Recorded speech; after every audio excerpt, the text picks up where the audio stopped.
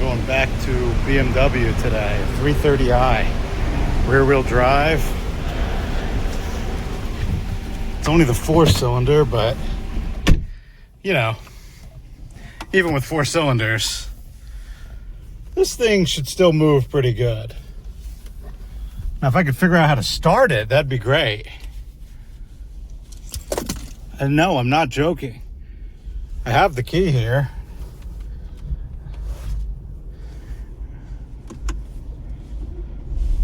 There's the stop start button in case you're looking for it.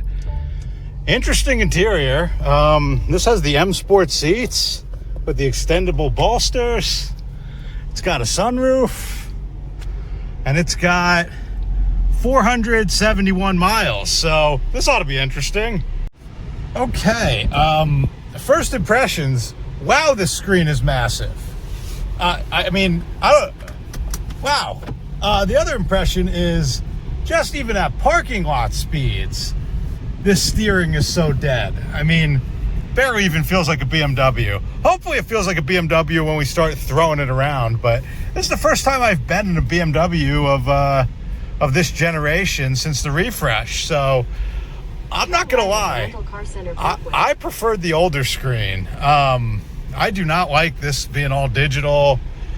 The build quality feels terrible. I mean, especially compared to my wife's 2013 BMW. So, and it's definitely in some type of eco gas savings mode because there's just like no throttle response at all. But we'll figure all that out. The shifter is a weird flat. It's like it functions the same as the old BMW shifters, but it's a flat like plate. It's really weird. But yeah, seats are comfortable. This squared off steering wheel is something I'm definitely gonna try and get used to here for the next 3 days. But as of right now, I'm not a fan of a square steering wheel. But yeah, it has a big sunroof, not panoramic, just a big traditional sunroof. And the automatic stop start and brakes, whatever hybrid system is in this thing, we're going to put it in sport, and maybe that'll turn off the automatic stop start, because it is aggressive. Again, this thing only has 400 miles on it, so you're getting whatever my impressions are. All right, so I got it in sport. In a quarter mile, turn right onto Convention Center Concourse. Well, it's got some torque. Now that I got it in sport, it's no 6-cylinder. It's no B58, but it goes all right. I'm telling you though, this interior quality is just awful. All the cars I get in are really bad these days. I don't get it. It doesn't feel like a BMW. It doesn't smell like a BMW. These brakes are definitely not BMW. These brakes are awful. There are police reported ahead.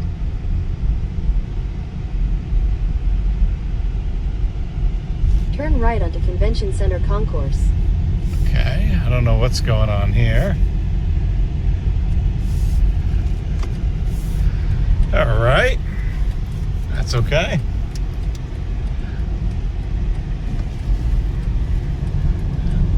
In a quarter mile, use the left lane to continue on. Okay, so I've been playing around with this screen, and yeah, these modes and all, I really don't like how big this screen is. Everything's in the screen. I mean, the HVAC is in the screen.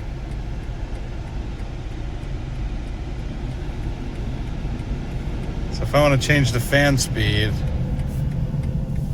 I have to click 3 things on the screen. What was wrong with the knob? You know? Really do not like that. I understand they're saving money, but you think with all the money they were saving, they might have some better materials in here. But no, this is cheap, crappy plastic. Where your legs and knees go are just hard. Everything kind of moves and jiggles. This is not built well. And these brakes are awful. I don't know if it's because this is a mild hybrid or something, but their initial bite is really grabby and then they're dead. Like, these brakes really feel bad. And what is this? What are these buttons? What is this font for? Whose grandmother is this font for? Look, it's the size of my thumb. Everything is just cheap feeling cheesy plastic in here. Hopefully the driving experience can make up for that, because as of now, I really don't like this refresh. And I want to like the M2 and the M3, but if they have an interior like this, I don't think I could do it. Let's see the passing power here. Okay, it goes like a BMW. That's for sure. It definitely goes. It's a 4-cylinder. It's not the 6-cylinder BMW. You could tell by the sound, but good torque, good throttle response. It's holding a pretty high gear, but I'll tell you, it's eerie how quiet it is in here. There's no tire noise. There's no real road noise. Even the engine doesn't sound like anything. You could tell that this generation is one generation away from being a full electric vehicle, from the weird grabby brakes to the infotainment. You could tell BMW knows what direction they're going. And okay, the steering is bad. I mean, it's not bad for like a commuter car. It's quick. The initial turn-in is really quick. But I really don't like the square steering wheel at all. But yeah, the initial turn-in is quick, but there's no feel whatsoever. It just feels like you're playing a video game. This is my complaint about a lot of modern cars, but yeah. Let's put it in just comfort. Put it in normal mode. Oh, that's weird. It gets rid of the tachometer in comfort mode. So maybe I'll configure the modes so I can keep the tachometer. Because, yeah, I really don't like all digital displays at all. But yeah, all right, we'll keep driving it. Let's see how it does, and I'll report back with some more impressions. As of right now, hey, it rides nice. It's smooth. It's got power. The seats are still... BMW still makes some of the best seats. Especially these M Sport seats with the extendable thigh bolsters. These are ventilated. These are great. I mean, they make a comfortable car. It's a comfortable cruiser. The build quality is a little shitty, but it's comfortable. But this just feels like I don't know. It does not feel like a BMW. It doesn't have that connected feel, and I don't really want to drive it hard. A big part of that is the brakes and the steering. Powertrain, whatever. I don't love a 4-cylinder, but hey, this thing makes more power than a BMW 6-cylinder did not that long ago. So, yeah, just not in love with the driving dynamics of it so far. All right, well, while we're sitting in beautiful bumper-to-bumper traffic in Atlanta, what else is new? I can talk more about how much I hate this screen. And I hate it because they divorced the air conditioning controls and the seat controls, and all the controls you need are now buried in here. Like right here. Let's say I didn't have an exit coming up in 6 miles at 1 mile an hour, and I wanted to change the AC. Why do you have a 20-inch screen if it can't display two things at once? So I have to go here, then go back, and there's my... Why is the screen 20 inches then? It's just a complete waste of space. And it's ugly looking. And this is going to look really dated really fast. Like, it kind of already looks old, and this thing came out a couple months ago. Yeah, these big screens are stupid. This is like when BMW had the timeless classic design, and then they got rid of it with the 5 Series that everybody hates, and the 7 Series that everybody hates, the crisp angle cars. maybe in 20 years this will be appreciated, but right now I certainly don't appreciate it. Another weird thing about the climate control, listen to these fans. That is on low, or you can put it on very low and it's quiet, but there's absolutely no airflow. That's low? Who the hell programmed this thing? That's low? Well, I didn't think it could get any louder, but medium?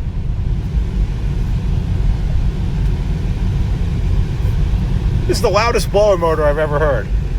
This is louder than my square body Suburban was. Who the hell came up with this? Even on low, it's painfully loud. And you know what? It's probably not that loud, but the rest of the car is so quiet that it's all you hear. Yeah, BMW. What were you thinking? This thing is cheap and weird in all the wrong places, and it takes away from that luxury car feel, which is why you buy one of these, right? I think. Actually, I don't know why anyone would buy this one, but yeah, it doesn't feel special anymore. It doesn't feel unique, and it doesn't feel luxurious. The materials are not there. The driving experience is not there. It's nothing special. BMW 330i, it's nothing special. A better question is BMW 330y. I used to love these things. I used to love the 3 Series. What is this? Yeah, as a commuter, this thing is awesome. Tons of power, good sound system. I mean, I'm sure it's going to get like 35 miles a gallon. I can get 30 out of my 6-cylinder, and it's 10 years old. So I've rented these before with this engine, and you can get 35 beaten on it. So, I mean, it's a good commuter car, but is it a... I mean, I gotta put this into perspective. This is the base model 3 Series, right? So it's not going to be the fastest thing in the world. It's not going to light my heart on fire, but I just wish it was a bit more engaging and it felt more like a BMW. This thing could have a Toyota badge on it, a Honda badge. Honestly, I wasn't even sure it was rear-wheel drive. The stability control and everything is so neutered, you really can't make it misbehave that much. So, yeah, it's just kind of boring. And, you know, some of the drawbacks, I think that what's bothering me is not that this car isn't setting my, pants on fire. I think what's bothering me is I know it won't get better with a bigger engine.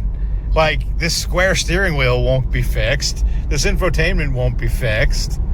The isolation in the platform won't be fixed. So, I guess it's just a sign of the times. And the times are not great. But as a rental car, you got a good sound system. You get good fuel economy. The benefit of that in a rental car is you don't have to stop as much. So, yeah, it's good.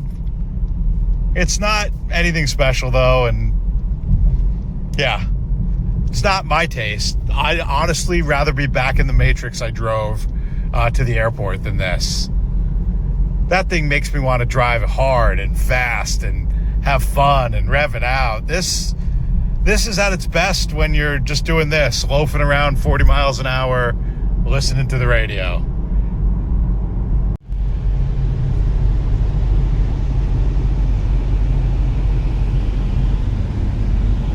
Visibility check? Yeah, it's okay. It's a modern car. Can't really see much out of the back. Forward visibility is great. Seating position's great. Seats are great. They haven't screwed up everything. And I think it's they made the flat steering wheel not to be inspired by a race car. I think it's so you can put your hand like this while you're driving. What do you guys think? One thing I definitely did not change my mind about is this infotainment and these loud vents.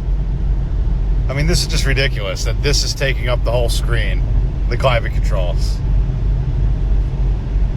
That is ridiculous. And then there's no point. There's no point in an 18-inch widescreen, or this screen for that matter.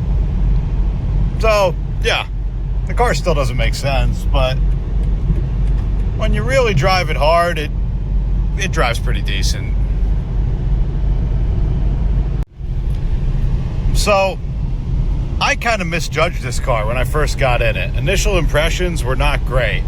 And I still don't think the build quality is great. I think the materials are cheap. Still don't love the square steering wheel. But dynamically, once I turned off traction control, dynamic stability control, and put it in Sport Plus, I have it in Comfort now, this thing woke up. Dynamically, it's pretty good. You just got to drive it really hard. Still no steering feel, but that's standard for, you know, a car of this era. It definitely drives sporty when you're going all out. Brake feel still terrible, but you know, it's still got some of that DNA. I can see how an M3 or M340i version of this would be a really fun car. But yeah, it's comfortable, it's smooth, it's quiet. I've used a quarter of a tank. I've gone, it says 300 miles left to empty. It said like 450 when I got it, but I've driven it over 200 miles. It's good on gas. It's really good on gas. But, you know, it is still lacking a lot of that tactile feel that made a BMW in my opinion. But as a commuter car, you know, it's fun. It's fun when you really push it. But the weird thing is you gotta really push it to make it fun. It is not fun just putting around town. I mean, you gotta really, you know, lift off, Scandinavian flick. I mean, you really gotta drive it like a complete lunatic. But when you do, it definitely rewards you. So yeah, that's kind of my summary on this thing. I don't really have much else to say. It's a pretty stripped out, you know, base model, but I mean, as you see there, it's quick. Just passing is quick. The hybrid system works great for power purposes, but yeah, it's not it's just not, doesn't have that BMW feel that I miss. I guess that's my review of the BMW 330i. It's barely a BMW.